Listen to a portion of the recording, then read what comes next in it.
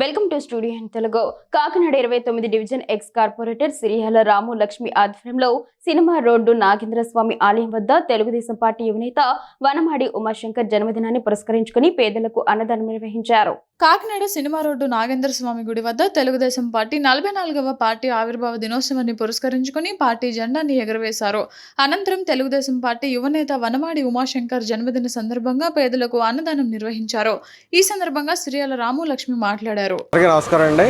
ముందుగా రాష్ట్ర ప్రజలకు టీడీపీ పార్టీ తరఫున ఈ టీడీపీ పార్టీ ఆవిష్కరణకి ఈ దినం సందర్భంగా మన యువ నాయకులు వనమాడి ఉమాశంకర్ గారి పుట్టినరోజు జన్మదినాన్ని సందర్భంగా ఈరోజు పలు సేవా కార్యక్రమాలు చేపట్టడం జరిగిందండి.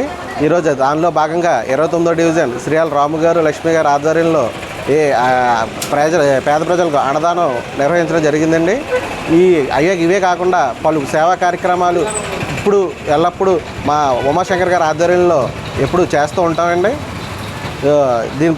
ఈ సందర్భంగా జిల్లా నాయకులకు, కాకినాడ సిటీ ప్రజలకు, వార్డు డివిజన్ ప్రజలకు అందరికీ వనమాడి ఉమాశంకర్ గారికి ధన్యవాదాలు చెప్పుకుంటున్నామండి.